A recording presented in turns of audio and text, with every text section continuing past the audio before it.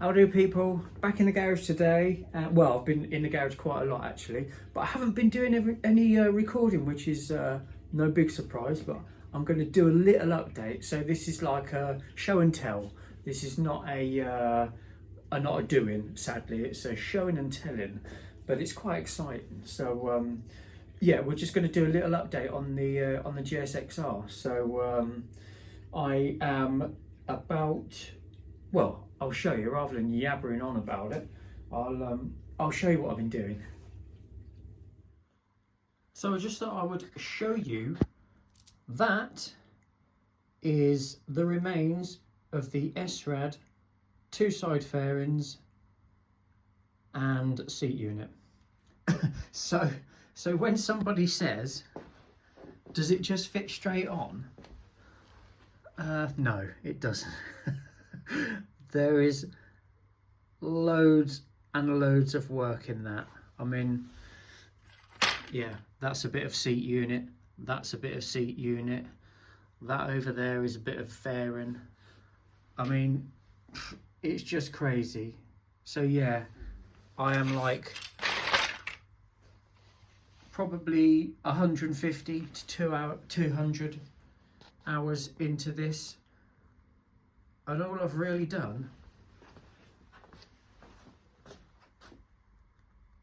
is create a pile of scrap. Right, so I think possibly in the last video we was doing the seat unit, or was it the front? I can't remember. But anyway, so we do have a seat unit that definitely resembles the Srad. It's a lot bigger than the old seat unit was. But the more important thing, or the most exciting thing, to me anyway, is the fact that I have now married, should we call it married? Married the new but old Srad fairings to the bike. And I've got to say, I'm loving it. Absolutely adore how it looks. It's, oh my god, it's so much, it's just changed the bike ridiculously. But yeah, so we are, sorry, I'm limited to space as usual. So yeah, I'm actually under my bench. But yeah, so we are there with the side fairings, which is mega. Let's have a little look. All right, so obviously this is bodyworked now. So the original fairings were absolutely horrendous, and I actually brought these from kind of a reputable company, but they obviously don't make them, they sell them. And I've never actually had such crappy fairings. If I weren't cutting them up, I probably would have sent them back, to be fair, because they were horrendous. But there you go. I suppose it made it slightly easier for me, you know, cutting up rubbish rather than cutting up good stuff, but there you go. So look, I'm not sure what I'm doing with these. I'm not sure whether I'm going to keep them or do hidden fasteners. For now, I think they're going to stay just for now, because I'm getting to the point where I've kind of had enough of fitting fairings. So, but yeah, so we've got these fixings here, which obviously separate the belly pan from the top half. We have got it's not an original fixing, actually, that would be a lie. So there is a new bracket behind the fairing to line up with that hole. That hole, it has actually been moved just to make it easier for the bracketry behind. You know, I want this as simple as possible. I don't want hundreds and hundreds of things to be changed. I want it to be like a plug and play thing within like maybe a couple of hours or an hour or something. So yeah, so we've got a solid fixing there, which is fantastic. That there is an original fixing, so that is going into that one there. Actually looks, the hole looks wonky, but it's not, it's just the camera. So yeah, so that goes to the original fitting there of the top fairing, and oh, excuse the knees cracking, and that one as well, that goes to the original fixing to the top fairing. So we have original, and that one there is also an original fixing to the bike. Obviously that's been made. So actually, out of all of the fairing fittings, 3 of them are the original fittings and 1 is slightly different. But actually the one that's fitted here on the OEM fairing isn't actually a solid mount, it's a push-in plug in sort of like a rubber bung. So actually this fairing, that wiggles still because I've still got to put the underneath back together, but that fits really nicely and really nice and strong. Oh, we've got another one just down here. So we've got that one in there. Obviously we've got a bracket there, which is not ideal, but once it's painted, I'm not really too fussed about that. And then underneath it will, you can't really see that, we've got a little cutout for the exhaust there, but underneath the 2 halves will join with like some fixing bolts or something, but we can't see under there. So yeah, so really pleased with that, how that's now fitting. This part here is actually off of the original 2019 fairing, this bit, because so this line here, sorry, I'm trying to explain, I'm not very good at 2 things at once. You've been told that. So this line here is the original Gsxr fairing. Without this, it exposed too much down there. You can see all the throttle cables and whatnot. So I wanted to use the original 2019 fairing part here, which again blends into the top fairing. So there's a lot of trickery going on in there. It may not look it. Please don't be crying at the screen because the lines look wonky.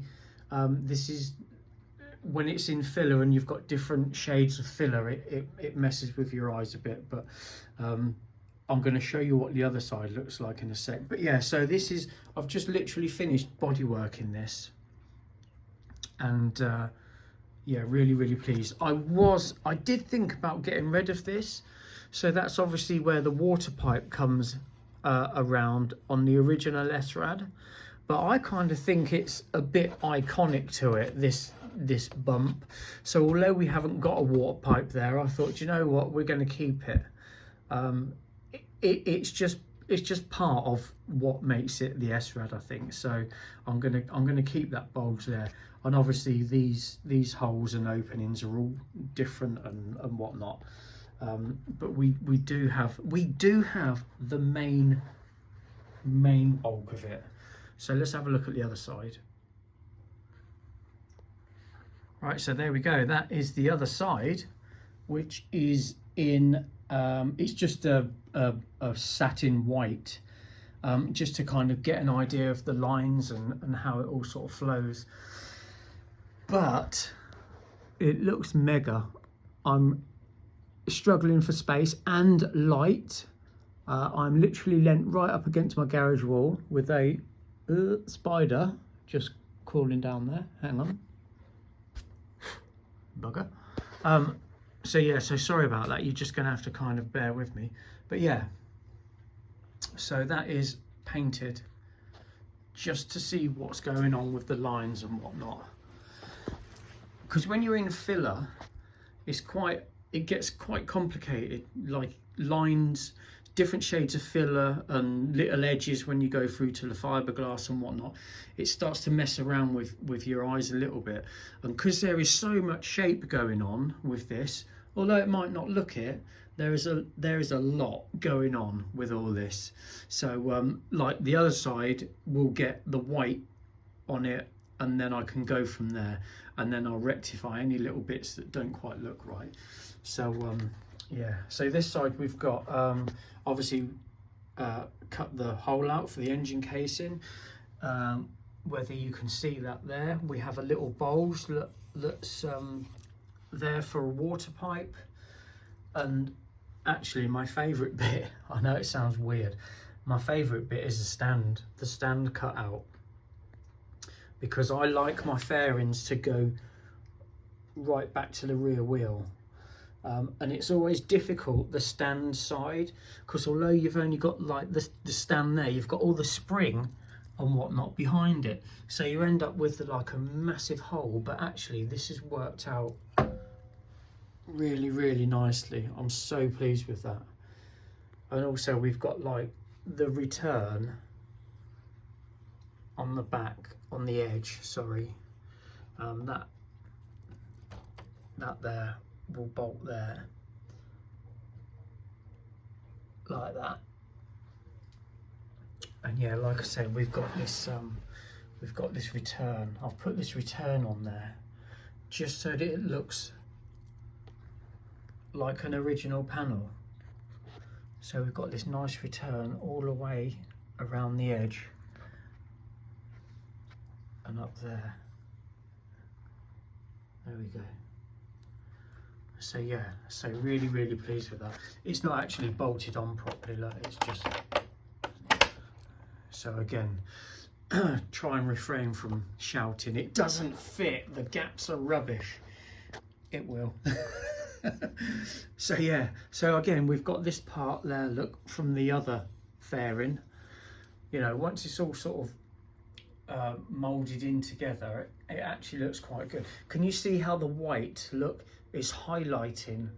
So that little shadow there is just highlighting an edge. You can feel it. You can't, I can. But yeah, that's why satin white is really good for this sort of thing. What I'll do is flat all this down, and then I'll put high build on it, and the high build should give me enough material to like knock these, you know, where these little shadowing bits are, it's basically doing that slightly. But hopefully the high build will be enough to get rid of all of that. So yeah, so we've got yeah, we've got our swage going through there, which looks wonky there because of the shadow, but it's not. Yeah, and that kind of runs up into there. But yeah, again, all the returns are nice and even so that it looks OEM. We've got a bit of a wibble there. It's funny what you pick up on looking for a camera, but actually I might leave that there just for, you know, it's been handmade, isn't it? But yeah, so really pleased with the progress. Sorry about the wobbly camera and the poor lights, but I thought you might want to, you know, see a little bit of progress. And there's the seat unit, look, on this side. Loads of work to do on that, but it's fine, we're getting there. You know, we've got to sort the gaps out and this and that. But yeah, right, get up with the knees crackling. Yeah, so there we go, look. We are getting there. I feel like I've kind of broken the back of it now.